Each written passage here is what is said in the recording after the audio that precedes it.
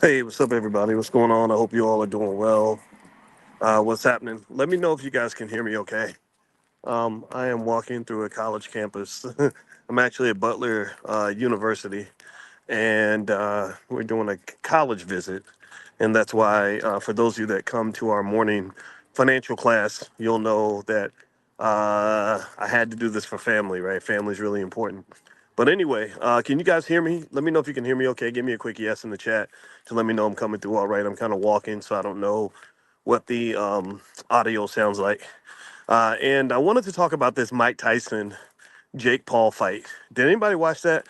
Let me know. Give me a yes if you watched the fight. Tell me what you think about what you thought about the fight. And if you want to know my answer, did I watch the fight? I did. I didn't watch any of that shit because it's a circus to me. No disrespect to those of you who watched it. No disrespect at all. I love Mike Tyson like you do. Jake Paul, he's not in my generation. He's a 27-year-old influencer who apparently is really good at entertaining people. He's not Mike Tyson to me because he just it's easy to get a lot of followers by being a complete clown on YouTube, right? So that's not the same as being the greatest fighter of your generation, or maybe one of the greatest of all time. I have to be biased when I talk about the greatest because I think Ali was the greatest. Muhammad Ali, he's from my hometown of Louisville, Kentucky, and I got to be loyal to Ali to the death. But Mike Tyson is a guy whom, in my opinion, could have become as great as Ali, but he didn't become as great as Ali because I think he got distracted. And we've talked about these distractions when we do financial class. I talk about black men in particular and black women as well, and how the word poor stands for passing over opportunities repeatedly. So Mike had a massive opportunity to build an amazing amount of wealth, but that opportunity got lost. It got lost because we don't talk enough about culture and destructive culture. Sports culture tells you, go have sex with 10 billion women. Sports culture, unfortunately, has these guys out here drinking and smoking and all that. And Mike was a prototype of that. He got caught up in the liquor and the weed, the women. I think he even told some crazy story about how he slept with some lady with his friend, and he wasn't even wearing a condom, and they both died of AIDS, and he didn't die. And I was like, why is this story relevant? This is a horror story.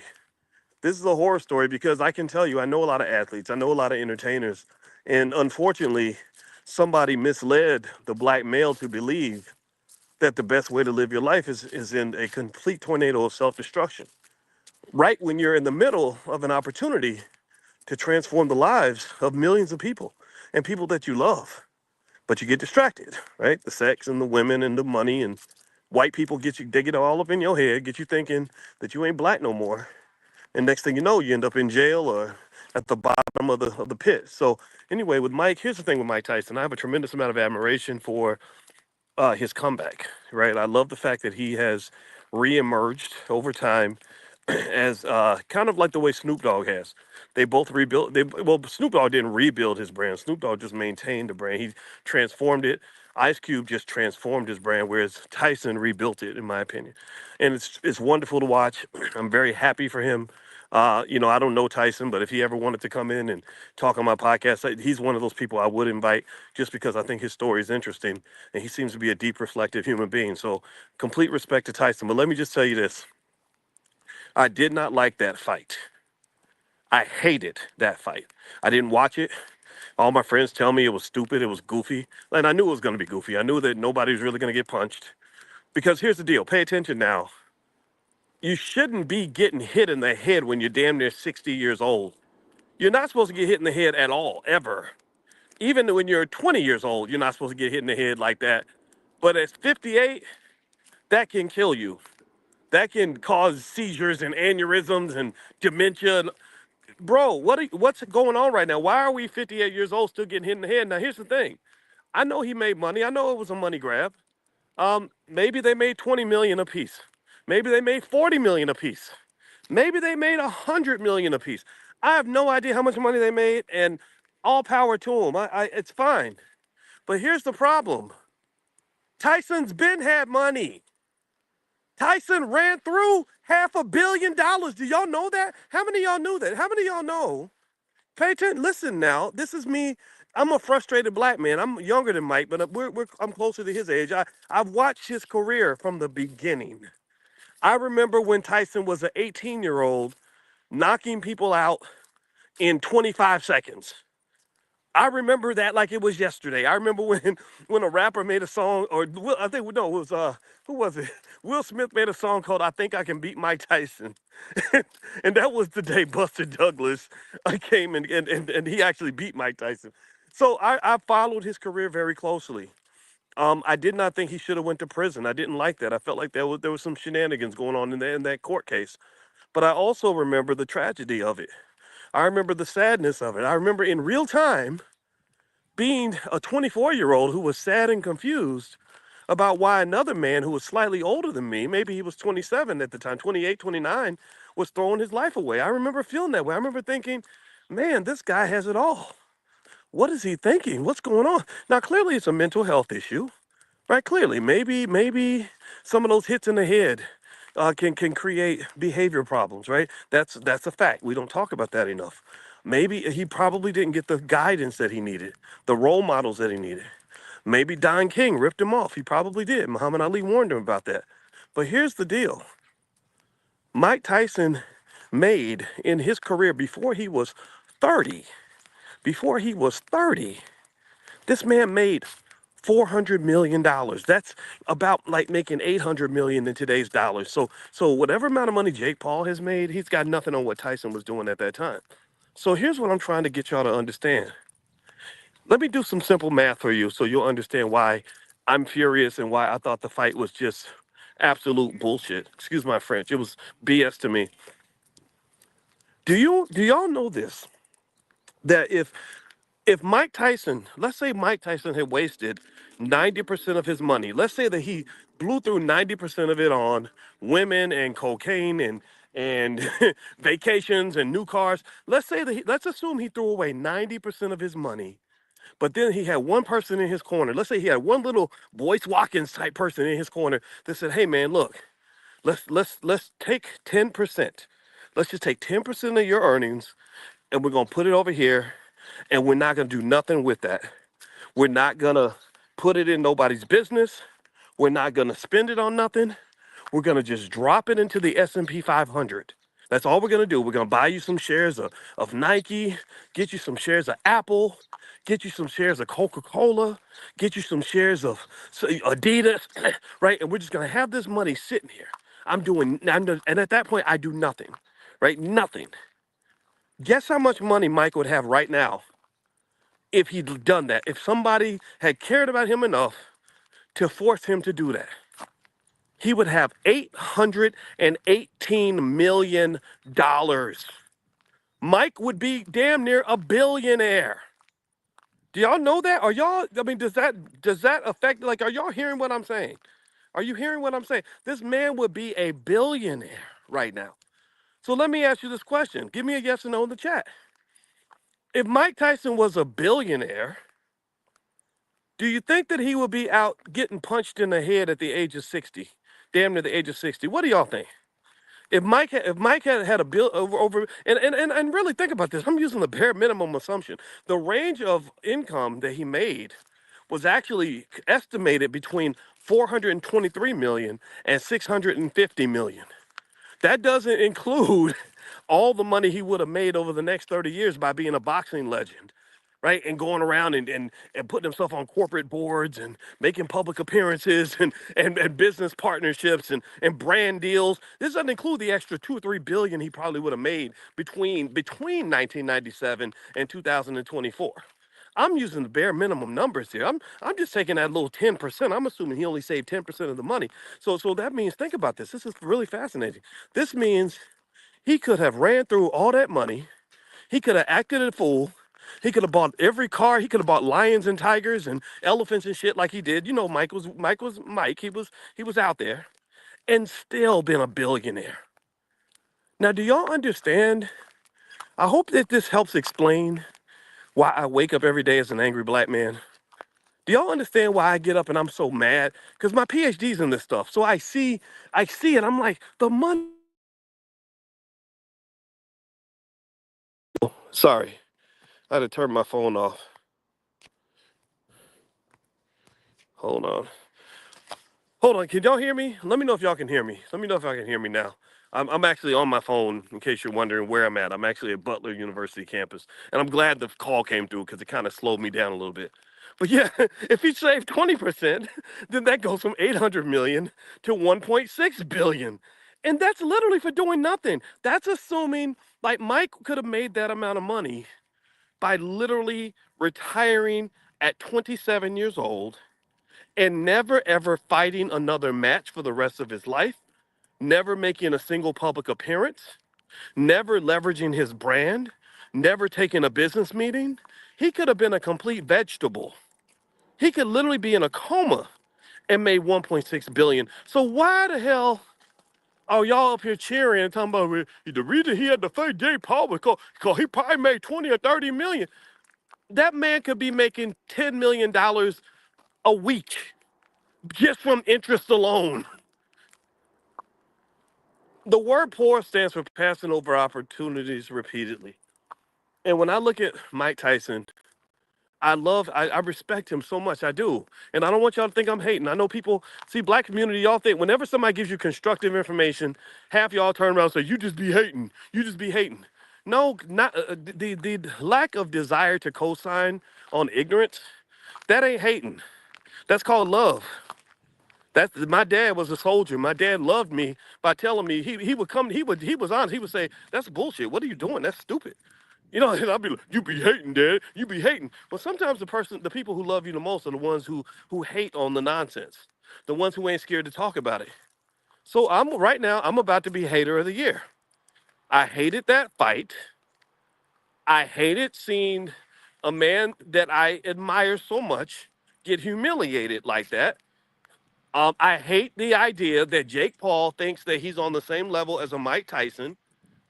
I hate the fact that Mike is, unfortunately, it gives the appearance that he's in this long line of black male athletic legends who have to do humiliating things later in life in order to pay the bills. That's what I hate about it. I hated seeing Jesse Owens have to sprint and run against racehorses for the entertainment of white people. I didn't like seeing Joe Louis having to take fights long after his prime. I didn't want to see Muhammad Ali damn near get killed by Larry Holmes because he ran through his money, the women, and all this other stuff. Thank God for Lonnie. Thank God he married Lonnie. Lonnie saved his legacy. Lonnie's his wife when he died. Lonnie had the NBA. Lonnie was the little girl from Louisville, Kentucky who loved that man. Back when all the chicks was chasing him, he didn't see Lonnie. He didn't see Lonnie until he needed her. And that's another problem with some of you brothers. Y'all don't see the woman you need until you done ran through all the women that you want. You don't see the woman that's gonna really be good for you. You just want the women that look good to you. And I'm gonna tell you, Muhammad Ali, if it wasn't for Lonnie, that little girl in Louisville, Kentucky, who admired him since she was 7 or 8 years old, she was younger than him. He couldn't have dated her when she was 7, but he could date her when she was 37. Lonnie is the one who said, wait a minute, you got a brand here. You have an internationally recognized brand. You should not look this way. You can't go out like this. And Lonnie went and restored his legacy.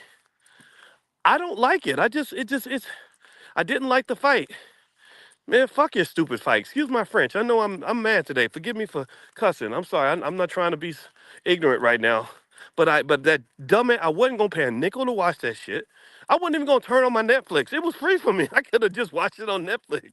Like I was like, why do I want to watch a tired old man try to make a couple of dollars by participating in what is nothing more than a really violent circus? That's what it is. It was a circus. It was I'm gonna go out and do some shenanigans and get some attention because that's how the Jake Pauls make their money. They make their money by getting attention by any means necessary. They make, not to use Malcolm's quote, but that's what it is. Their goal is to get attention.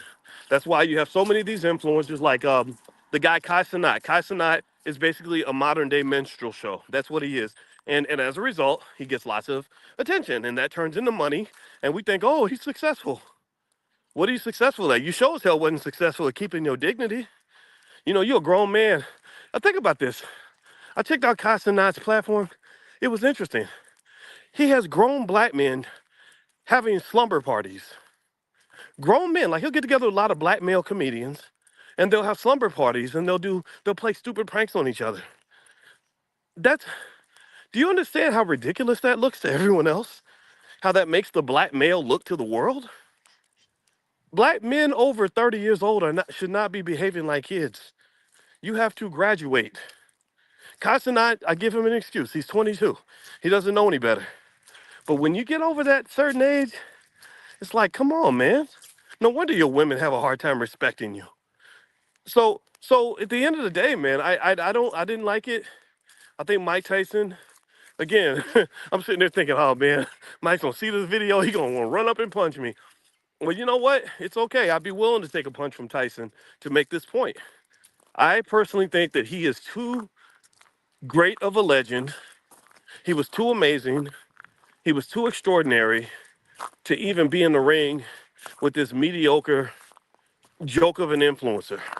I also think that if we have basic investing literacy, basic financial literacy, that is a default condition of our community. Just everybody in the community needs to know that the stock market is where you want to put some money. Everybody in the community needs to know, get you some real estate. Everybody in the community needs to know, stay away from toxic, unhealthy culture.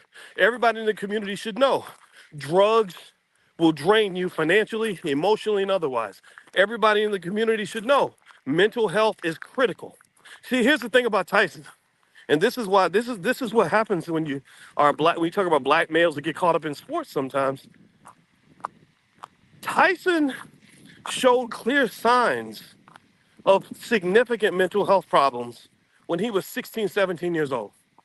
Clear signs. There was no question that that Negro was crazy. That at that point should have meant somebody should have loved him enough to say, you're not boxing until we get you together. We're not going to go out here in the ring and make money for all these people. We're putting that to the side because I care about you enough to make sure that you're going to be okay. But everybody was so caught up in making money off this kid that nobody really stopped to try to do some sort of an intervention. And I get it, it's hard.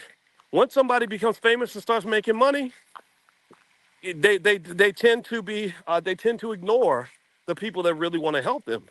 But somebody should have helped Mike, because the result of Mike not seeing just the financial side of it, not seeing the financial opportunities in front of him, really cost him a big chunk of his legacy. He really easily could have been a billionaire right now. He used to hang out with Tupac a lot. And I get sad about Tupac's death because Tupac was exactly my age. Tupac is a year older or a year younger than me. I can't remember which one. And I remember thinking about that from a wealth standpoint. And I said, if somebody could have intervened when Tupac's West Coast, East Coast bullshit got out of hand, he would still be alive today, and he'd be a multi-billionaire. If someone like me had mentored a Tupac when he was in his early 20s, not only would he be alive and he'd be a billionaire, but he would have been in a position to create 100,000 jobs in the black community, because I would have shown him how to leverage that power and influence into some sort of corporate entity. But because we are trained to embrace anti-black, anti-wealth, unhealthy culture, every time we get an opportunity to make a few $1 billion through some sort of iconic opportunity, it gets wasted because of bad culture. That's what happens. It gets wasted. The biggest losses in the entertainment space in the 1990s to me were Mike Tyson, DMX,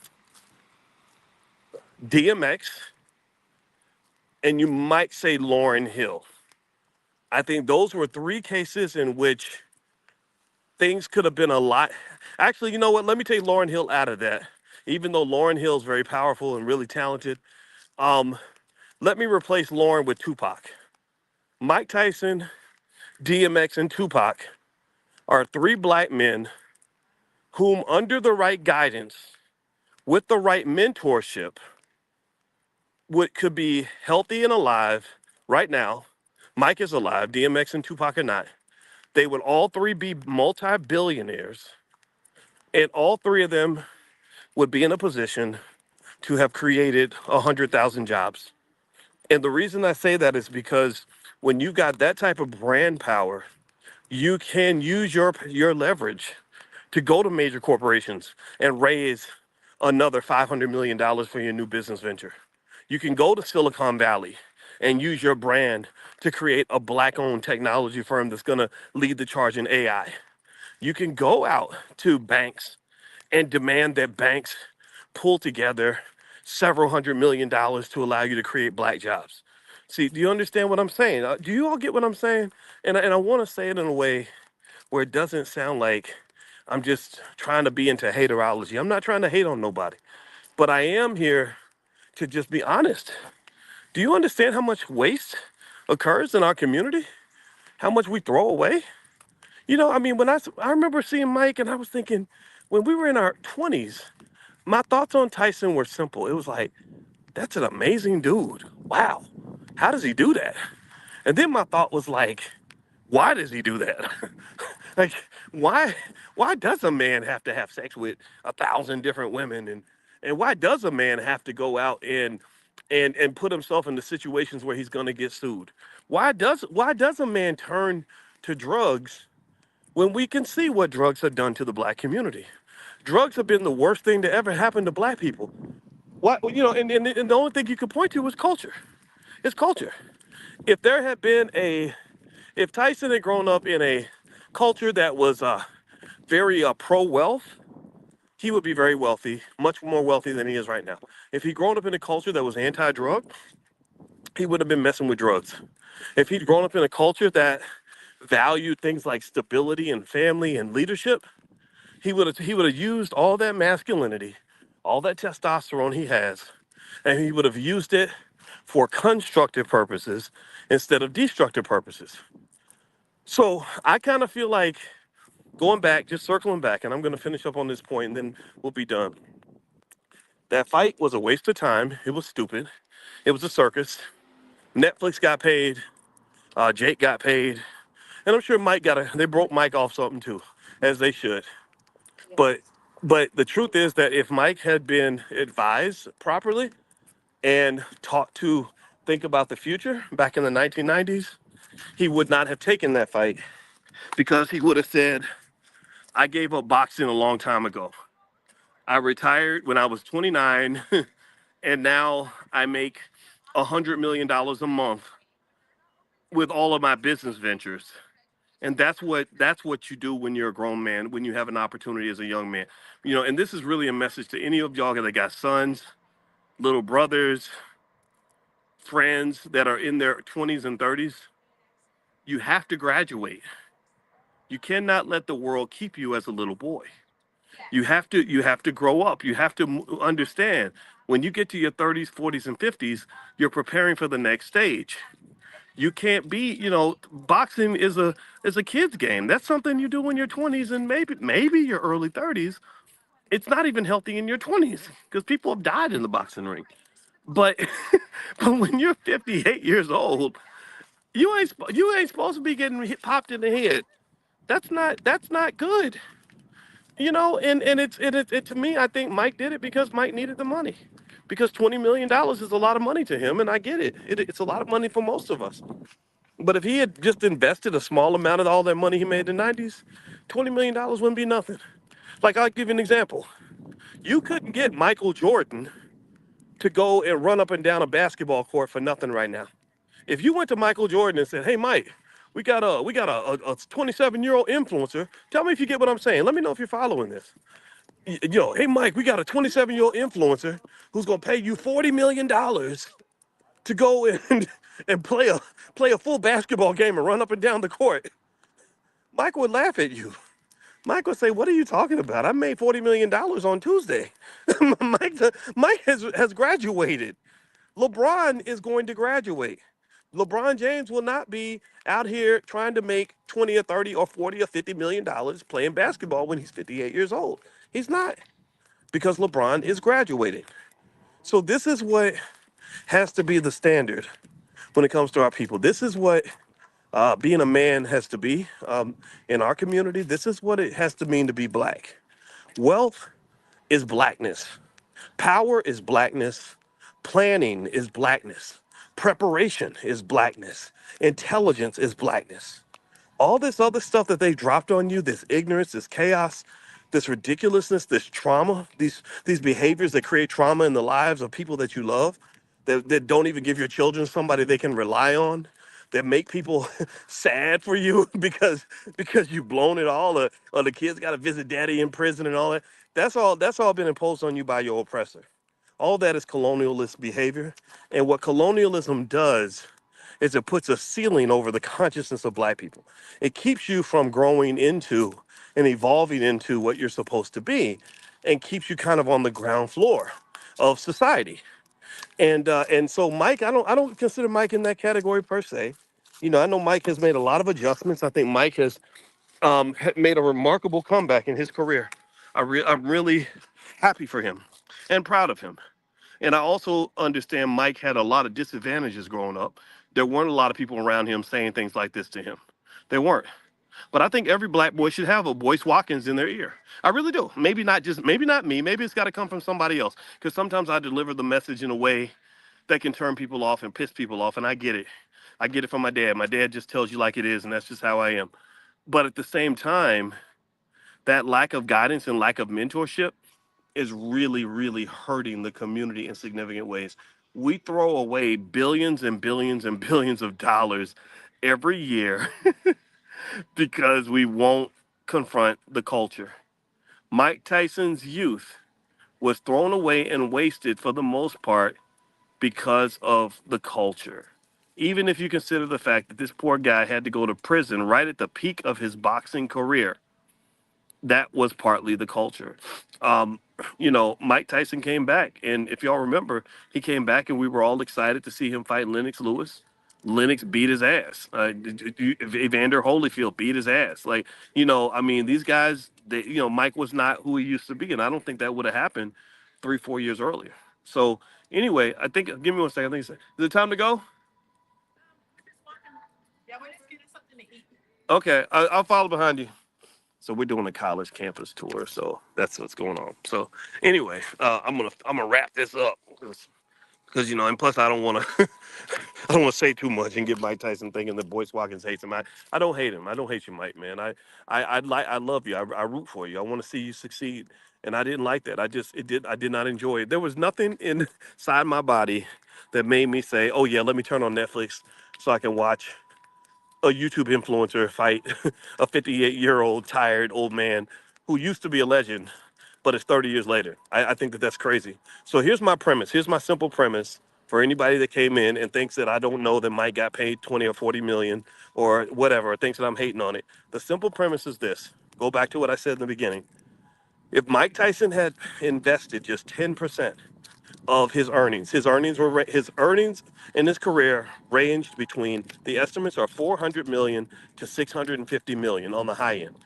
If you go with the lowest number, 400 million, and let's say that he had invested 10% of that money, just 40 million, 10% into the S&P 500 and let it sit there, did not touch it, did not move it, did not change it, he would have $818 million today. If he did 20%, that becomes 1.6 billion. If he was making money the whole time from all of his appearances and everything, all the connections that he would have from being a boxing legend, then you're talking about 5, 6, 7 billion dollars that this man would have. A man that is worth billions of dollars is not going to go let you punch him in the head for the entertainment of white people for $40 million. Mike should have graduated, and that's my issue. My issue is not with the money. I get it. You do the best you can with what you got.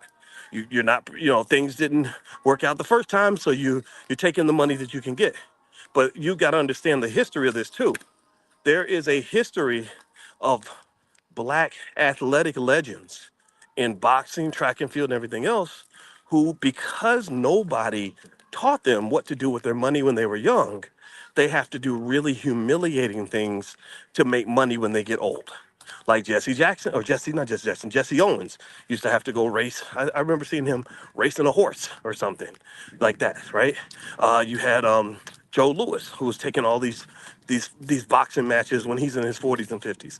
Muhammad Ali, I think that his disability came large partly from that last fight he took against Larry Holmes. Any of y'all remember that? Larry Holmes beat the shit out of him, and Ali's speech was really heavily slurring at that time. Right? He started slurring a lot, and I think that played a big part in the fact that we lost Ali. Because what are you doing in the ring at 40 something years old anyway? You're supposed to walk away at 27, 28, 29, maybe 30, 31, 32. You're not supposed to be up in there when you're in your 40s. You do that because of money. And money is my thing. That's what I talk about.